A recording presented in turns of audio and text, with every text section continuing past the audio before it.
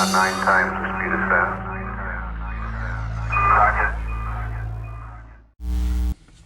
Hey, good morning guys, this is Emil, and today we're picking up my Christmas present. It is December in Canada, it's minus 20 outside, and frankly I'm not sure if I should be happy or sad today, because we're picking out a car that I've wanted for a very long time. We're picking up an Audi S4. It is the most disgusting S4 that I've personally ever seen. Now, I wasn't gonna buy it. I came to look at the car. It's in a rough condition. The body's pretty decent. It is just gross. The interior is done. The engine has mechanical failure. It's got timing chain issues. I think it's the perfect end to 2020, to be honest with you, because this car sums up everything that's wrong with this year, right? It's just basically been neglected. It just was not taken care of. It is just, it's a dumpster on fire, but it has to be rescued. I'm buying it for the price of about a set of tires.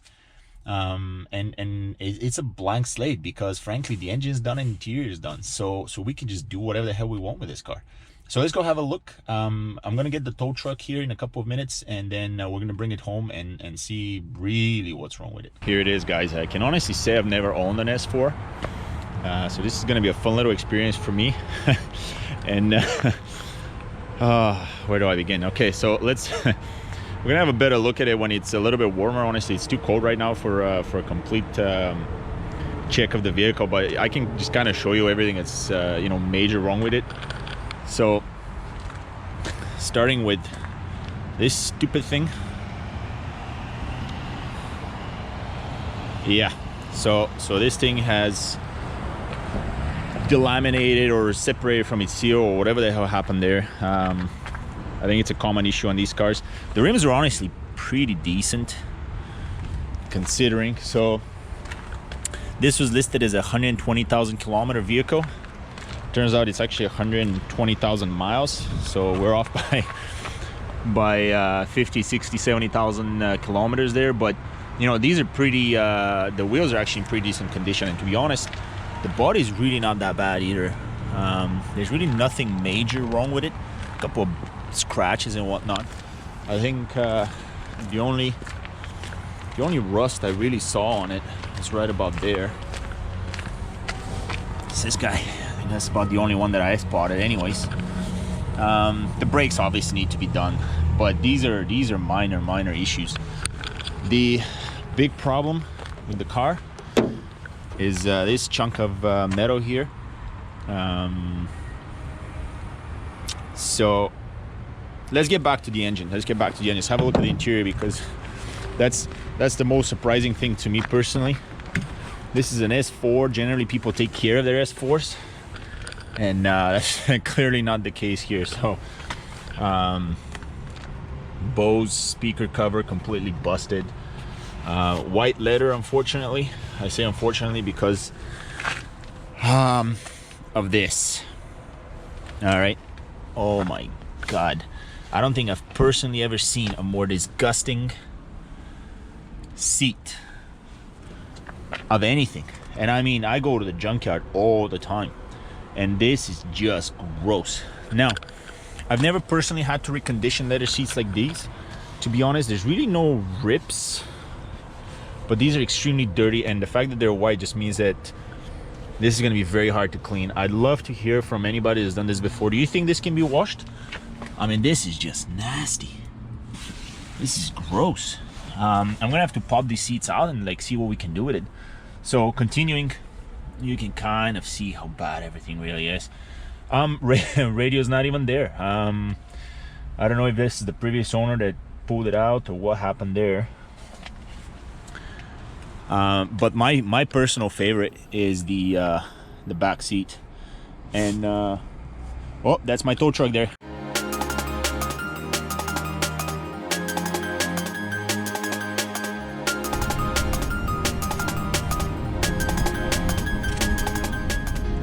Okay, where is it? Oh, we can track it. It's right there on that truck right there, and we are right there. That's where we're going, and that's where we are. So he's gonna be here in like 5 minutes. Oh my God, I wish it wasn't minus 100 degrees out here.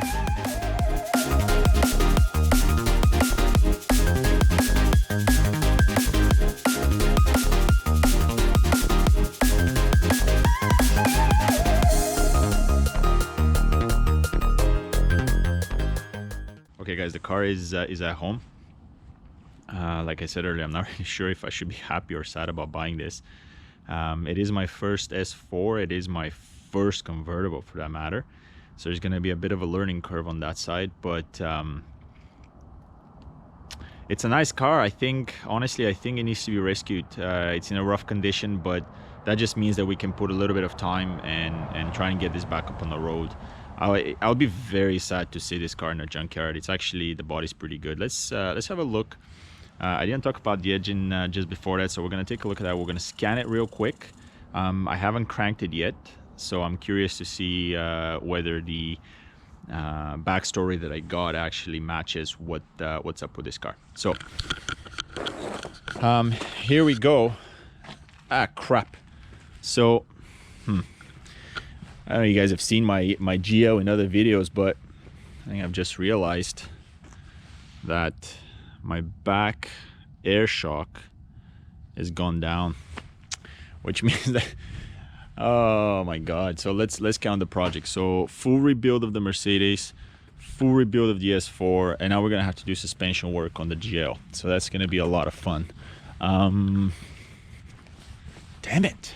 All right, let's see what we got here. We got about 3 fingers there.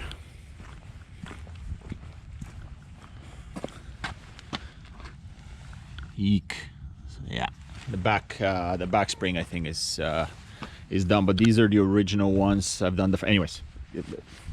We're getting carried away. So let's talk about the S4.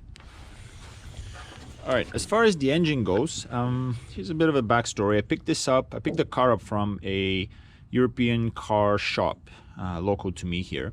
Previous owner, the customer of the shop, abandoned it because he brought it in for an electrical issue caused by the delaminated window, which flooded the interior and fried up some modules. So he brought it in for an electrical issue, basically had no power. They fixed the electrical issue, got it cranking, got it started, and then all hell broke loose because the engine experienced rattling chains. According to the shop owner, they measured a low compression on one of the pistons, which I personally think is a little odd.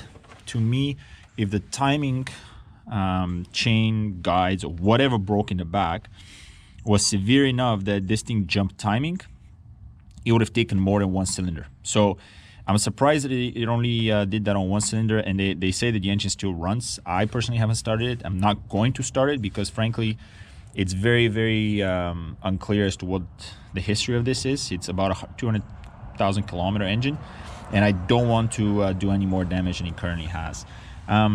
As far as timing goes, this it's tempting to do the same thing we did the Q5, which is to try and access the back here and replace the upper timing chain guides and rails and all that stuff. But honestly, because of the previous history of the car, because of how neglected it looks, I don't want to do that. I don't want to spend hours and hours and hours trying to repair something that, and then figure out that the engine is actually in a rough shape. So on top of that, I actually want to do a manual swap on this. This is an automatic Tiptronic transmission. I think it would be fairly straightforward to fit a manual to it. I think it would certainly make the car quite a little bit more fun to drive. And both of these, so fixing the timing and getting a manual transmission in, would require the engine to come out. So I think, in fact, I'm pretty sure this is the way forward for this. I'm not going to try and repair it because honestly it's pretty tight up here.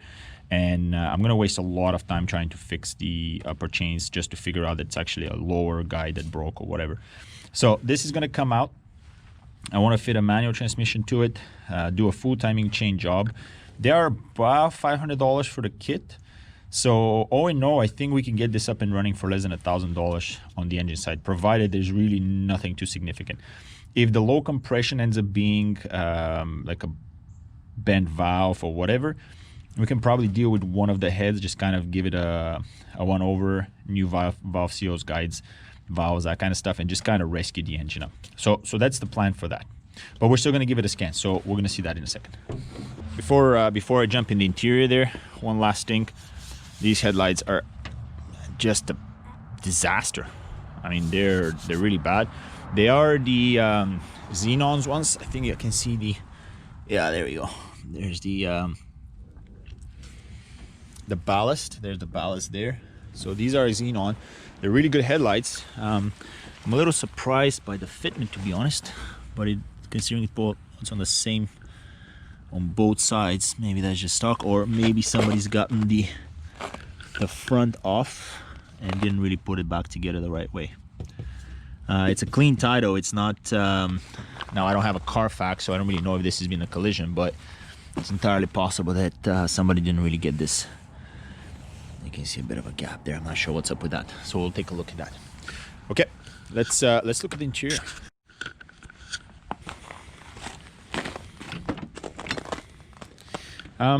Seeing as this is my first time with a convertible, it's a bit of a question for you guys, if you know what it is. Is this window supposed to go all the way up? Sorry, let me correct that. I'm pretty sure it's supposed to go all the way up, but it's interesting because when I crank it, when I put the key in and actually bring the window up, it gets up to the top and then just kind of comes back down. So I'm guessing that's meant to, as soon as I close the door, to put the windows up, or maybe when you lock the car. So anyways, just a little discussion there. So I already mentioned that this is pretty nasty, so let's have a quick look again. This is all leftovers from the garage trying to fix the electrical issue. Apparently it was a module that was underneath that was busted. Other than that, it's very dirty. I think it's we already kind of had a look at that, but this isn't too bad. I think this can be cleaned up pretty well. Get some new covers here for the broken stuff. The seat is gross. I frankly don't really know who. I don't really know who leaves their interior in such a condition. I mean, that's nasty. Is that the word? Anyways, we already looked at this. What I'm gonna do today is actually I'm gonna try and get these seats out and bring them into the garage, because we'll talk about it in a second about what I'm gonna do with this car. We're in December in Canada, like I mentioned earlier, and it's freezing. So there's absolutely no way that I can do any work out here to try and get this thing up on the road. Certainly not until it warms up. And frankly, with that thing on the hoist and the fact that I have another 2.5, 3 months of work on this to get it out of the garage, this isn't going anywhere anytime soon. So anyways, that's that just aside. The rest of the interior is not horrible. I don't really know where the radio went, to be honest. Might have been an aftermarket unit, so that's disappeared.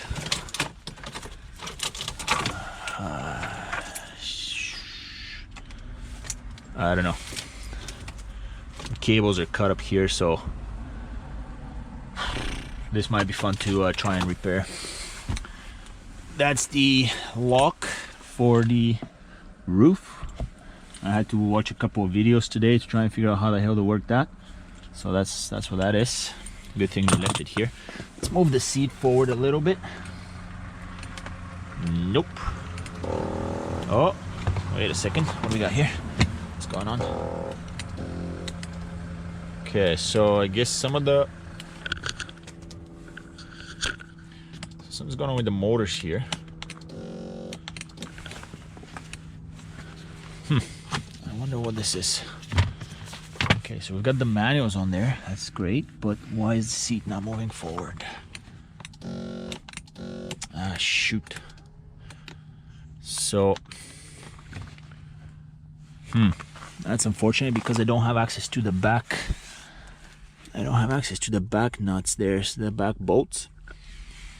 So, and I wanted to take this out. So, oh, maybe there's something stuck in there.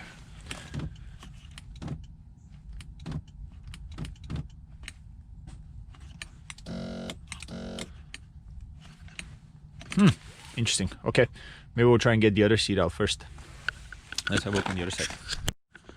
Okay, I wonder if this seat is gonna move. What the hell's going on here? Oh, I guess it's all the way forward. So we should be able to take this one out. Now it is in a much better condition, so we can try and bring this one down in the basement. I'm guessing just as dirty. I can't even move this stuff up. Okay, so let's move it forward there a little bit. And how do we work this thing? There we go.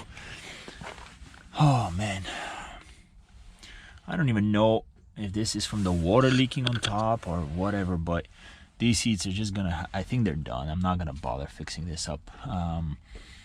It's gonna be a little hard to source these, to be honest.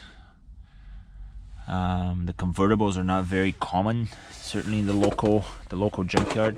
Lots of pieces here, just kind of broken off. Like I said, it's just bizarre to see this on an S4 because these are usually just, you know, taking care of their owners. They're expensive enough that people take care of them. There we go. So that's it. I mean, that's the interior there. There's not much else to do with this car. I'm gonna try and take the seat out today. See if we can move that one. Actually, I'd really like to get that one out of there. And I'm gonna scan the engine. That's about it. As far as what we're gonna do with this over the winter, unfortunately I have no space to work on it. The Mercedes is on the lift, so the plan right now is to just kind of figure out what's going on with the engine, get the seats out, because I do want to play with them and try and recondition them downstairs a little bit in the basement where it's nice and warm. But frankly, this car is just going to sit, it's going to sit exactly where it is for at least 4 or 5 months, because I just don't have the time or the space to try and bring it, try and make it work this year. As soon as the Mercedes comes out, this is going to go up on the lift, and we're going to try and sort that. As far as what we're going to do with it, new roof, this has to be repaired. Seats out, obviously the back seats are going to get out. Clean, full detail of the interior, full detail of the exterior, and like I said, engine out, manual transmission, and that's it. And then we're going to try and get this back up and running. That's assuming there's nothing wrong with the suspension, that kind of stuff. I think it needs new brakes. That's fairly straightforward. One thing I do want to do once I get a manual transmission in is perhaps put a MagnaFlow exhaust in the back, because that 4.2 sounds phenomenal with a good exhaust on it. So that's it. Let's scan it real quick and see if we can figure out what's going on with this engine. All right, let's have a look at this. So unfortunately, the listing had it at 120,000 kilometers, which would be fantastic, but it is 120,000 miles, so that's unfortunate. That annoying beeping there.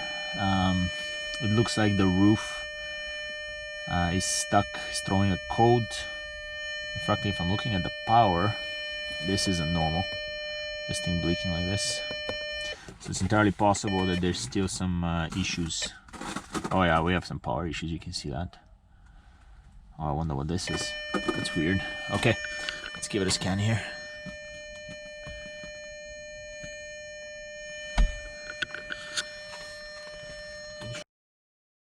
Okay, let's take a quick look. So we've got cylinder 1, 2, 3, and 4 misfires. Okay.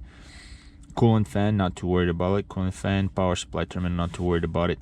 Interesting. Cylinder 7 has an injector malfunction, so that's a little different. But honestly, as far as I can tell, that's 1, 2, 3, 4. So that's bank 1, if I'm not mistaken. It's the left side.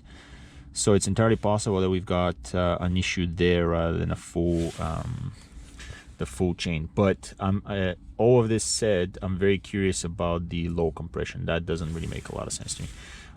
Let's go back down. Transmission, low voltage, that's fine. I think they're all gonna have low voltage issues. Yeah, central electrical, low voltage. So this is probably from the battery just going down. Steering wheel, low voltage, low voltage, low voltage, low voltage. Central convenience, part number, blah blah blah blah blah blah. Yeah, so I don't know that these guys really fixed the power like they were saying. I'm still getting the supply voltage issues on this. So and as far as I can tell, the dash is blinking all over the place. I'm not really getting steady power feed here. So this is probably the #1 thing that we're gonna have to dig into once the weather warms up. So that's it for the engine. It's gonna have a lot of work that needs to be done. Let's pop the seats out and we'll call it a day.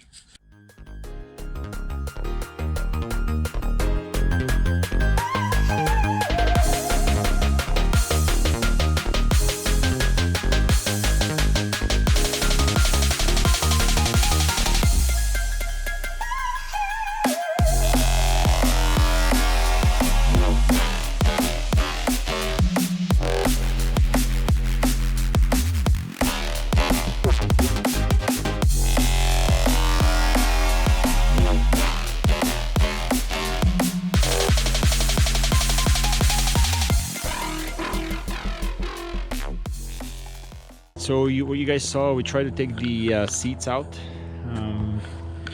I got the passenger side. That was fairly straightforward. You can kind of see how beautiful this thing really is. It is dirty. Okay. The problem is that the driver's seat is stuck. It only goes a little bit forward, I'm guessing. So it goes back a bit and then stops there. So I'm gonna have to do a little bit of reading to try and figure out whether that's something stuck in the rail. I tried to blow some air down there. Frankly, I can't really see inside. Unfortunately, I cannot get to the back bolts, the back two bolts, in order to get the seat out until I can move it forward. So I think that might be it. Unfortunately, I really wanted to try and play with this and try and see if I can wash it, clean it downstairs over the winter, but it's just gonna have to stay where it is. So that's it. That's where we're gonna stop with this, guys. So we're gonna put a cover on this just to try and prevent any more water leaking in the back of this, and we're going to get back to this in a couple of months probably.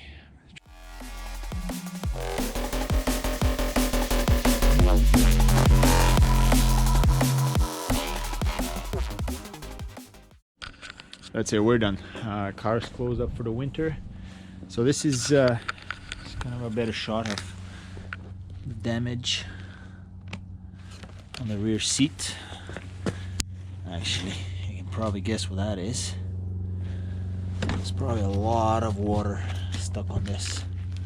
Anyways, I don't think this is fixable, but we noticed that actually the cover is just attached to the foam in the back here. So it's entirely possible that either we can buy the cover on its own, or we can try and get somebody to repair it if it's hard to find, because the foam underneath seems like it's still good. And this is the passenger side. This is the handle from the rear, so this can use a nice good wash there. But this is the passenger side. It's just as stuck as the driver's, actually, just as dirty anyways. So we'll give this a try. We'll see if we can get this one restored, and that will give us some hope for the driver's seat. And that's it. All right, that's it for this one. So we'll play with it again in 2021. See you next time.